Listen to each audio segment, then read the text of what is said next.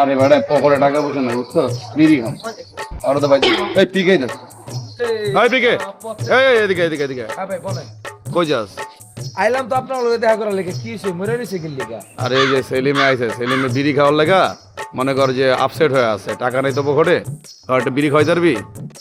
একটা আমি পিকে দাঁড়ান, আমি বিরিয়ানি আনতাছি, দাঁড়ান। আমি বুঝলাম না, ও কইতুন বিড়ি লয় বলতে আর খাবো বাস, বিড়ি আনতে পারবো নাকি আল্লাহ জানে। হাপড় মেরে এলাম বড় ভাই, বিড়িও খেতে চাইলো, শুইলেও টাকা পায়। আইডিয়া কি রে চেষ্টাটা আবার আইতেছে দোকানের সামনে। বিকে ভাই, আপনি যে আগে 5টা সিগারেট দান নিছিলেন ওই টাকাটা দেন। তুমি কথাই যে রাহো বুঝছো, তুমি তো জানো না গোপন খবর আমার পিদিকে হ্যাং করছে। তুমি আরো 5টা সিগারেট তাড়াতাড়ি দাও, ইমার্জেন্সি তাড়াতাড়ি। আরে টাকা দেবো না রে বাবা, তাড়াতাড়ি দাও।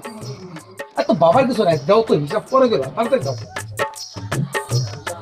ভাই হিসাবটা, আরে পরে পরে আরে হিসাবটা করে না আরে তো। পরে। বিকে হ্যাং ওটা বলতো আমাকে কি শুনে বানিয়ে গেল।